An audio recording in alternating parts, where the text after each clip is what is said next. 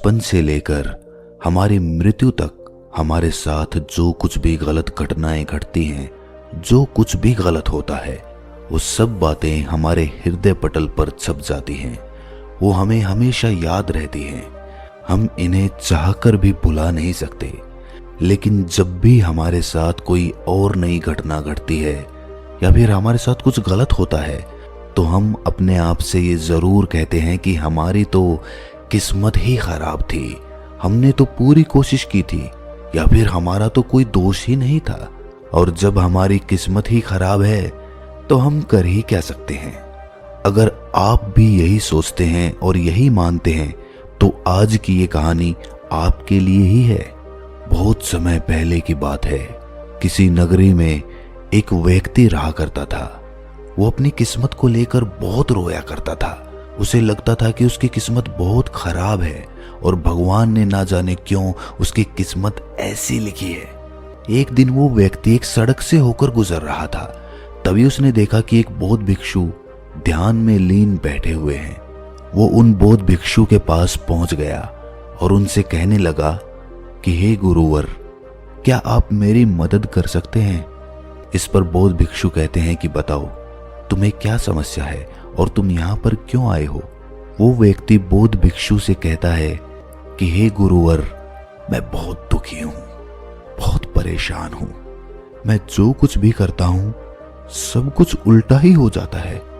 जो कुछ भी करने की कोशिश करता हूँ वो सब खराब हो जाता है। मेरे हाथों द्वारा किया हुआ हर काम पूरी तरह से बिगड़ जाता है।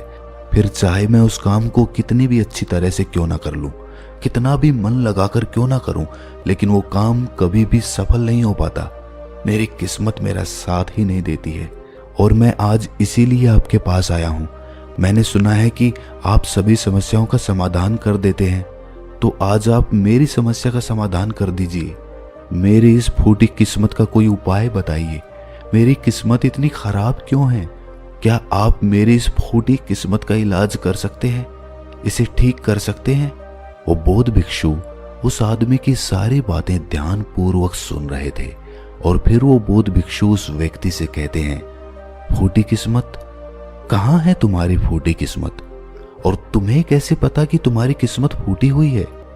इसका जवाब देते हुए वो आदमी बौद्ध भिक्षु से कहता है, अगर मेरे हाथों से कोई काम बन ही नहीं रहा है, मैं जिस काम को भी हाथ लगाता हूँ वो सारा काम बिगड़ जाता है। फिर मैं चाहे कितनी भी मेहनत क्यों ना कर लूं, मैं चाहे कुछ भी कर लूं, मैं किसी भी कार्य में सफल नहीं हो पाता। तो इसका क्या अर्थ हुआ?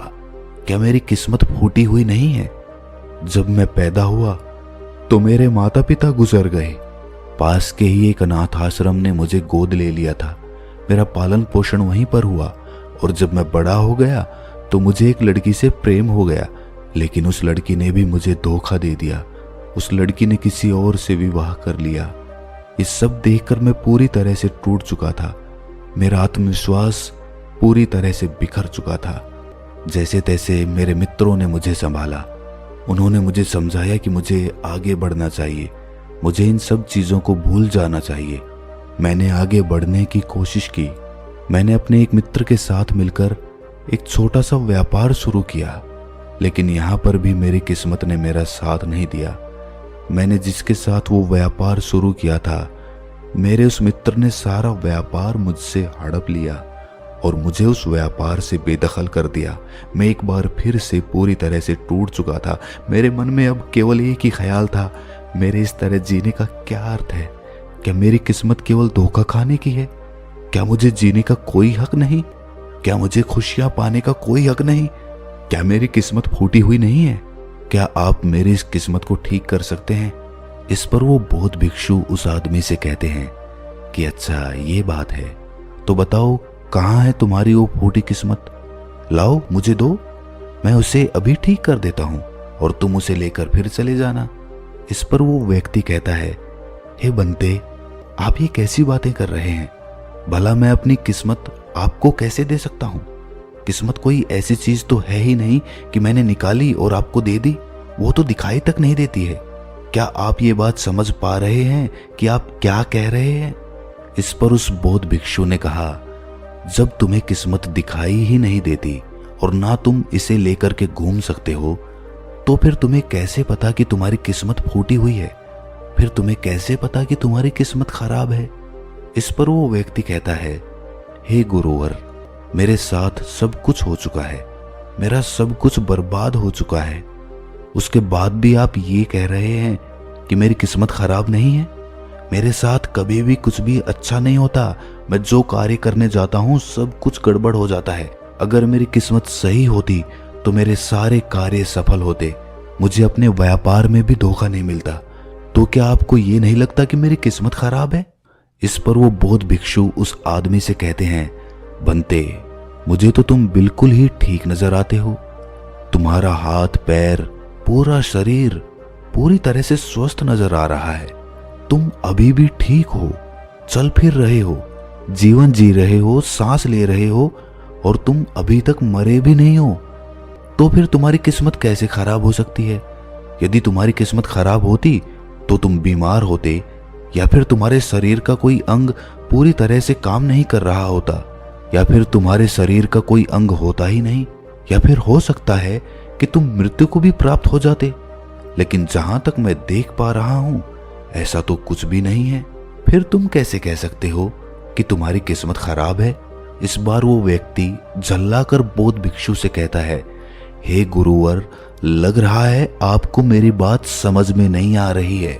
मैंने आज तक जो भी कार्य करे हैं, उन सभी कार्यों में जो भी पूंजी मैंने लगाई है, वो सब कुछ डूब चुकी है, नष्ट हो चुकी है। और उसके बाद मैंने जो कर्जा लिया था, उस कर्जे का पहाड़ मेरे ऊपर है। सारे कर्जदार मेरे घर खड़े रहते हैं कर्जा लेने के लिए और मुझे धमकियां देते रहते हैं। उन सभी ने मिलकर मेरा घर मुझसे छीन लिया क्योंकि मैं उनका पैसा उन्हें वापस नहीं लौटा सका। और इतना ही नहीं, वो लोग अभी भी मेरे पीछे पड़े हुए हैं कि मैं उनका पैसा लौटा दूं। लेकिन जिस व्यापार में मैंने वो पैसे लगाए थे, वो व्यापार तो किसी और ने हड़प लिया। और जब मैं अपने उस मित्र से पैसे मांगता हूं तो वो भी मुझे पैसे देने से इनकार कर देता है। अब बताइए, मैं उनका कर्जा कैसे लौटाऊं? मैं भला कहां जाऊं? अब मेरे पास तो कोई घर भी नहीं बचा। तो फिर इन हालातों में मैं ये कैसे कह सकता हूं कि मेरी किस्मत सही है? इस पर वो बौद्ध भिक्षु उस व्यक्ति से कहते हैं कि अच्छा, ये बात है, इसका मतलब कि समस्या बहुत गंभीर है। तभी वो व्यक्ति कहता है, हाँ बिल्कुल सही, अब आपने बिल्कुल सही समझा है। मैं इस समय बहुत ही दुखी हूँ। मैं अपने जीवन के बहुत बुरे दौर से गुजर रहा हूँ और मेरी हालत अब मेरे काबू में नहीं है। अब आप ही मेरा आखिरी सहारा हैं। कृपया करके मुझे कोई उपाय बताइए। पर वो बौद्ध भिक्षु उस व्यक्ति से फिर कहता है कि ये तो अच्छी बात है कि तुम जीवित हो और तुम्हारी किस्मत अच्छी है कि तुम अपने इन हालातों का सामना करने के लिए जी रहे हो और तुम अपने इस जीवन की समस्याओं का हल भी कर सकते हो।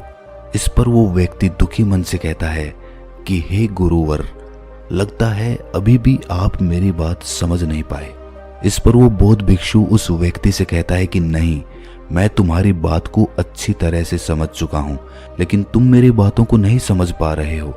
इतना कहकर वो बौद्ध भिक्षु उस व्यक्ति का हाथ पकड़कर एक नदी के किनारे ले जाते हैं और उस आदमी से कहते हैं कि बंते, इस नदी को ध्यान से देखो, तुम्हें क्या दिखाई दे रहा है?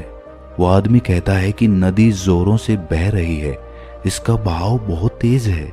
तब वो बौद्ध भिक्षु उस आदमी से कहते हैं कि यदि मैं किसी पेड़ का एक पत्ता इस नदी में गिरा दूं तो वो किस दिशा में बहता हुआ जाएगा? वो आदमी कहता है कि हे गुरुवर, जिस दिशा में नदी बह रही है ठीक उसी दिशा में वो पत्ता भी चला जाएगा। तब वो बौद्ध भिक्षु उस आदमी से कहते हैं कि बिल्कुल सही कहा है तुमने। अब बताओ मुझे कि इस पत्ते की किस्मत किसके हाथों में है? इस पर वो आदमी कहता है, हे गुरुवर, उस पत्ते की किस्मत इस नदी के हाथों में है। वो जहां चाहे इसे बहा कर ले जा सकती है क्योंकि इसका बहाव बहुत तेज है। तब वो बौद्ध भिक्षु मुस्कुराते हुए उस आदमी से कहते हैं, और मान लो कि वो पत्ता सिर्फ मेरे हाथों में ही है और मैं चाहे उसे नदी में फेंकूं या ना फेंकूं, तो बताओ उस पत्ते की किस्मत क्या होगी? इसका जवाब देते हुए वो आदमी कहता है कि इस हिसाब से तो पत्ते की किस्मत आपके हाथों में हुई। आप चाहे तो उसे नदी में फेंक सकते हैं या फिर आप चाहें तो उस पत्ते को कहीं और भी फेंक सकते हैं। इस पर वो बौद्ध भिक्षु मुस्कुराकर उस आदमी से कहते हैं, इस पत्ते की किस्मत ना तो नदी के हाथों में है और ना ही मेरे, क्योंकि मैं चाहे कितनी भी कोशिश कर लूं, यदि एक पत्ता किसी वृक्ष से टूट चुका है तो वो आज नहीं तो कल सूख ही जाएगा। जब तक वो पत्ता किसी पेड़ से जुड़ा हुआ है तब तक उसे भोजन मिल रहा है, ऊर्जा मिल रही है, लेकिन जैसे ही वो पत्ता पेड़ से अलग हो जाता है तो उसे ये सब मिलना बंद हो जाता है। तो अब बताओ उसकी किस्मत अच्छी है या बुरी? तब वो आदमी कहता है कि हे गुरुवर, ऐसे तो उसकी किस्मत बुरी ही है, क्योंकि पेड़ पर रहने पर उसे भोजन और ऊर्जा दोनों ही मिल रहे थे, इस कारण से वो फल फूल रहा था। लेकिन पेड़ से अलग होने के बाद उसे वो भोजन और ऊर्जा प्राप्त नहीं होगी। तभी वो बौद्ध भिक्षु एक डाली से एक पत्ते को तोड़कर कहता है, ये पत्ता मेरे हाथ में है और ये अभी तक सूखा भी नहीं है। इसके अंदर अभी भी ऊर्जा है, भोजन है, जिससे वो अभी भी कुछ कर सकता है। इसमें अभी भी जीवन बाकी है।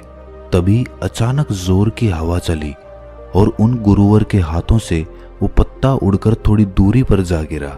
इस पर वो बौद्ध भिक्षु उस आदमी से कहते हैं, तुमने देखा, यदि ये पत्ता अभी तक उस पेड़ से जुड़ा हुआ होता तो उतनी दूर उड़कर कभी नहीं जा पाता। आज ये पत्ता पेड़ से अलग होकर पूरी तरह से स्वतंत्र हो चुका है और इसने अभी अभी उड़ने का आनंद भी उठाया है, जो ये पेड़ पर रहकर कभी नहीं कर सकता था। इतना कहते हुए वो बौद्ध भिक्षु उस पत्ते के पास पहुंचे और उस पत्ते को उठाकर नदी में फेंक दिया और उस आदमी से कहा, इसकी किस्मत कैसी है? इस पर वो आदमी उन बौद्ध भिक्षु से कहता है, अब इसकी किस्मत बहुत अच्छी है, क्योंकि ये अब नदी में तैर रहा है, लेकिन अभी भी ये नदी के बहाव के साथ ही बहता हुआ जाएगा, इसे कोई रोक नहीं सकता। इसका जवाब देते हुए बौद्ध भिक्षु कहते हैं, ये पत्ता नदी में तैरने का आनंद जरूर ले रहा है, लेकिन साथ ही साथ ये अपने ऊपर ना जाने कितने ही छोटे छोटे जीव जंतुओं को बचाएगा, उनको जीवन दान देगा और ना जाने कितने ही जीव जंतुओं को ये एक किनारे से दूसरे किनारे तक पहुंचाने में उनकी मदद भी करेगा। इसके बाद वो बौद्ध भिक्षु फिर से उस आदमी से पूछते हैं कि अब बताओ पत्ते की किस्मत कैसी है? तो वो आदमी कहता है कि हे गुरुवर, अब तो इसकी किस्मत बहुत अच्छी है, क्योंकि ये किसी के काम आ रहा है और ये किसी का जीवन भी बचा रहा है, इसीलिए इसकी किस्मत तो बहुत अच्छी हो गई। पर मेरी किस्मत वो कैसे अच्छी होगी? ये तो आपने कुछ बताया ही नहीं। तब वो बौद्ध भिक्षु उस आदमी से कहते हैं कि मान लो कि तुम्हें इस नदी को पार करना है और तुम नदी में उतरते हो, तो पहले तुम मुझे ये बताओ कि तुम किस दिशा में अच्छी तरह से तैर सकोगे। इस पर वो आदमी जवाब देते हुए कहता है कि गुरुवर, जिस दिशा में नदी बह रही है उसी दिशा में तैरना आसान होगा और मैं उस दिशा में आसानी से तैरता हुआ चला जाऊंगा। उस आदमी की ये बातें सुनकर बौद्ध भिक्षु कहते हैं, और यदि मान लो कि तुम्हें इस नदी के बहाव के विपरीत दिशा में तैरना हो, तब तुम क्या करोगे? क्या तुम्हारी किस्मत तब भी अच्छी होगी? वो आदमी कहता है कि नहीं गुरुवर, तब तो मुझे और ज्यादा मेहनत करनी पड़ेगी, तब मेरी किस्मत भला अच्छी कैसे हो सकती है? उस आदमी का ये जवाब सुनकर वो बौद्ध भिक्षु उस आदमी से कहते हैं, और यदि मान लो कि तुम्हारे हाथ पैर नहीं है और फिर भी मैं तुम्हें कहूं कि तुम इस नदी की विपरीत दिशा में तैरकर अपने लक्ष्य तक पहुंचो, तब तुम्हारे मन में क्या ख्याल आएंगे और तुम्हारी किस्मत कैसी होगी? इस पर वो आदमी कहता है कि हे गुरुवर, अगर मेरे हाथ पैर ही नहीं होंगे तो मैं विपरीत दिशा में तैरकर अपने लक्ष्य तक कैसे पहुंचूंगा? अगर मेरे हाथ पैर सही सलामत होंगे तो हो सकता है कि मैं विपरीत दिशा में तैरकर अपने लक्ष्य तक पहुंच जाऊं, भले ही उसमें समय थोड़ा ज्यादा लगे, लेकिन यदि मेरे हाथ पैर ही नहीं होंगे तो भला मैं कैसे पहुंचूंगा? तो ऐसे में मेरी किस्मत तो और ज्यादा बुरी हो गई। तब वो बौद्ध भिक्षु उस आदमी से कहता है कि अब तुम्हें ये समझ में आया कि तुम्हारी किस्मत अभी भी अच्छी है, पहले भी अच्छी थी और आगे भी अच्छी ही रहेगी। बस तुम्हारे अंदर एक छोटी सी तकलीफ ये है कि जो भी समस्या है जो हमारे सामने आ रही है, उन समस्याओं का तुम सामना नहीं करना चाहते हो। लेकिन जिन समस्याओं को तुम पीछे छोड़कर भागने की कोशिश कर रहे हो, वो समस्याएं तुम्हारे साथ ही चल रही हैं। जैसे कि मान लो यदि इस नदी का बहाव और ज्यादा तेज हो जाए तो तुम्हें इस नदी की विपरीत दिशा में तैरने में कितनी मेहनत करनी पड़ेगी। वो आदमी कहता है, हे महाराज, तब तो मुझे अत्यधिक मेहनत करनी पड़ेगी और मुझे बहुत ज्यादा थकान भी होगी, लेकिन किसी ना किसी तरह मैं अपने लक्ष्य तक पहुंच जाऊंगा। तब वो बौद्ध भिक्षु उस आदमी से पूछता है, अच्छा मान लो नदी का बहाव और भी ज्यादा तेज हो जाए तो क्या तुम नदी की विपरीत दिशा में तैरना पसंद करोगे? वो आदमी कहता है, नहीं नहीं गुरुदेव, मैं तो इस नदी में उतरने का सोचूंगा भी नहीं, विपरीत दिशा में तैरना तो दूर की बात रही। आखिर में अपनी सभी बातों का निचोड़ निकालते हुए वो बौद्ध भिक्षु उस आदमी से कहते हैं कि ठीक उसी प्रकार जब हमारे जीवन में अत्यधिक कठिनाई या अत्यधिक परेशानियां आती हैं जो नदी के तेज बहाव की तरह होती है, और जब हमें ये घेर लेती है तो हमें कुछ भी समझ नहीं आता और हम इनसे भागने की कोशिश करते रहते हैं। हम इनका सामना कभी करना ही नहीं चाहते। लेकिन तुम्हें ये ध्यान रखना चाहिए कि जब भी तुम्हारे सामने ऐसी परिस्थिति आए कि तुम्हें लगे कि तुम्हारे हाथों में कुछ नहीं है, तब तुम्हें नदी की दिशा में बहकर अपने लिए एक सुरक्षित स्थान खोजना चाहिए, क्योंकि उस समय तुम्हारा ध्यान केवल अपनी रक्षा पर होना चाहिए, क्योंकि जिसकी रक्षा तुम्हें करनी है वो है तुम्हारा जीवन। यदि तुम्हारा जीवन तुम्हारे साथ रहेगा तो आज नहीं तो कल ये तेज बहाव जरूर शांत हो जाएगा, और नदी का बहाव भी हमेशा के लिए एक जैसा नहीं रहेगा। उसे आज नहीं तो कल थमना ही पड़ेगा, और जब नदी का बहाव कम हो जाएगा तब तुम चाहो तो नदी की विपरीत दिशा में तैर सकते हो और फिर तुम जैसा चाहो वैसा मुकाम हासिल कर सकते हो। तो अब मुझे बताओ, क्या तुम्हें अभी भी ये लगता है कि तुम्हारी किस्मत खराब है, या फिर तुम्हारी किस्मत अभी भी फूटी हुई है? ये कहकर वो बौद्ध भिक्षु जोर जोर से हंसने लगते हैं, और ये सुनकर वो आदमी भी जोर से मुस्कुरा उठा और उनसे कहता है कि हे गुरुवर, आप सही कहते हैं, मेरी किस्मत पहले भी अच्छी थी, आज भी अच्छी है और आगे भी अच्छी ही रहेगी। मैं पूरी तरह से स्वस्थ हूँ, मेरे हाथ पैर सही सलामत है, मेरा जीवन मेरे साथ है, मेरे पास है, और मैं सांसें भी ले रहा हूँ। हाँ, मेरे पास घर नहीं बचा, लेकिन फिर भी अभी मेरे पास कुछ पैसे बचे हैं, खाने के लिए भोजन है, पहनने के लिए अच्छे कपड़े हैं, जिनकी मदद से मैं एक बार फिर से अपने उन मुकामों को हासिल कर सकता हूँ। जो चला गया बुद्धिमान उसका शोक नहीं करते और आने वाले कल की चिंता कर्म योगी नहीं करता। अगर मैं बीते हुए कल के शोक में डूब गया तो मैं कभी आगे नहीं बढ़ पाऊंगा। मुझे वो सब कुछ चाहिए जो मैं पाना चाहता हूँ, मैं उसकी तलाश में अब आगे बढ़ना चाहता हूँ।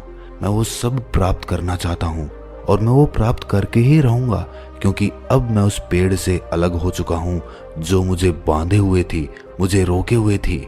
लेकिन अब मैं उस पेड़ से अलग हो चुका हूँ और अब मेरे पास एक ऐसा सुनहरा मौका है जिससे मैं अपने जीवन को संवार सकता हूँ, उसे निखार सकता हूँ। इतना कहकर वो आदमी उस बौद्ध भिक्षु को प्रणाम करता है और अपने मार्ग पर आगे की ओर निकल पड़ता है, और वो बौद्ध भिक्षु भी अपनी राह पर आगे चल पड़ते हैं। अगर ये कहानी आपके दिल को छू गई तो इस चैनल को सब्सक्राइब करके नोटिफिकेशन बेल को जरूर प्रेस कर देना। ये कोई ऑर्डर नहीं है, ये एक रिक्वेस्ट है, मान लीजिए। तो दोस्तों, मिलते हैं अगली कहानी में, तब तक के लिए अपना ख्याल रखें।